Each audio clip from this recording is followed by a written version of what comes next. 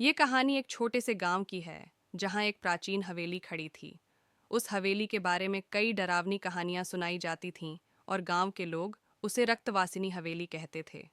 कहते थे कि वहां रात को एक औरत की चीखें सुनाई देती थीं और कई लोग वहां से वापस नहीं लौटे थे। राधा, एक जिज्ञासु और साहसी युवती जो शहर से गांव आई थी, इन कहानियों पर विश्वास नहीं करती थी। उसे हमेशा से ही ऐसी कथाओं में रुचि थी और वह सच्चाई जानने के लिए बेकरार रहती थी। एक दिन उसने तय किया कि वह हवेली में जाकर खुद इस रहस्य का पर्दाफाश करेगी। गांव के लोगों ने उसे बहुत समझाया कि वह वहां न जाए, लेकिन राधा अपनी जिद पर अड़ी रही। रात का समय चुना गया। चांदनी रात थी। हवेली के चारों ओर सन्नाटा पसरा हुआ था। राधा ने एक टॉर्च और मोबाइल साथ लिया और हवेली की ओर चल पड़ी। हवेली की दहलीज पर पहुंचते ही उसे एक अजीब सा एहसास हुआ, मानो कोई उसकी ओर घूर रहा हो। हवेली के दरवाजे पर हाथ रखते ही दरवाजा अपने आप खिसकता हुआ खुल गया। अंदर घुसते ही हवा का एक ठंडा झोंका उसके चेहरे से टकराया और उसे हल्की सी सिहरन महसूस हुई। हवेली के अंदर की स्थिति बहुत पुरानी और भयावह थी। दीवारों पर पुराने धब्बे थे और फर्श पर जाले झूल रहे थे। एक तरफ एक पुराना शीशा टंगा हुआ था।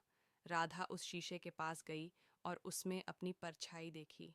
अचानक उसे अपने पीछे किसी औरत की धुंधली परछाई दिखाई दी। उसने तुरंत पीछे मुड़कर देखा, लेकिन वहां कोई नहीं था।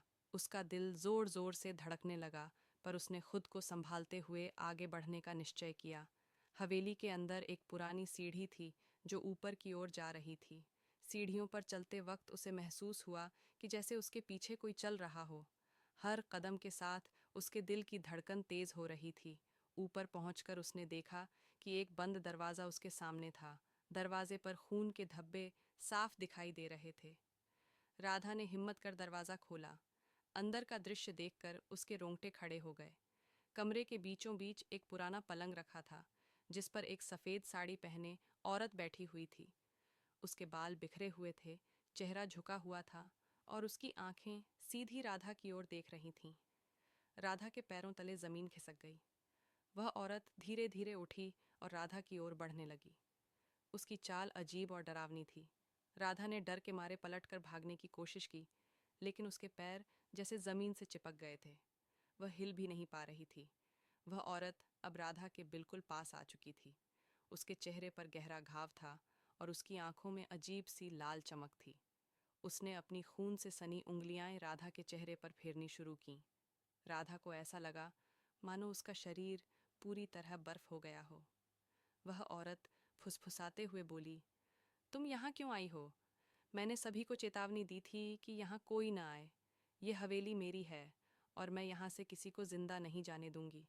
राधा की आवाज़ गले में अटक गई थी। उसने पूरे जोर से चिल्लाने की कोशिश की, लेकिन उसकी आवाज़ बाहर नहीं निकल पाई। वह औरत अचानक गायब हो गई और हवेली की दीवारों से गूंजती हुई उसकी हंसी सुनाई देने लगी। राधा ने खुद को किसी तरह से उठाया और हवेली से भागने की कोशिश की, लेकिन दरवाजे अपने आप बंद हो गए थे। राधा को अब समझ आ गया था कि यह कोई साधारण डरावनी कहानी नहीं थी। हवेली में सच में किसी आत्मा का वास था और वह आत्मा यहाँ आने वालों को कभी जाने नहीं देती थी।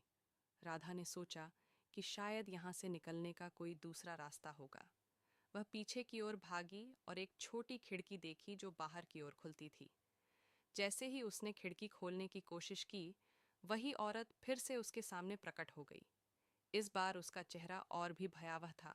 वह चिल्लाई, तुम बचकर नहीं जा सकती। राधा ने पूरी हिम्मत जुटाकर खिड़की खोली और नीचे कूद गई। कूदते ही उसकी टांग में गहरी चोट लग गई, लेकिन वह दर्द की परवाह किए बिना भागने लगी। पीछे से हवेली में चीखें गूंजने लगीं, मानो वह आत्मा उसे वापस बुला रही हो। राधा किसी तरह गांव पहुंच गई और बेहोश हो गई। जब उसकी आंख खुली तो वह गांव के अस्पताल में थी। गांव के बुजुर्गों ने उसे बताया कि हवेली की उस औरत की मौत कई साल पहले वहां हुई थी और तब से वह आत्मा हवेली में भटक रही है। कोई भी उस हवेली में जाने की हिम्मत नहीं करता और जो भी गया वो कभी वापस नहीं लौटा।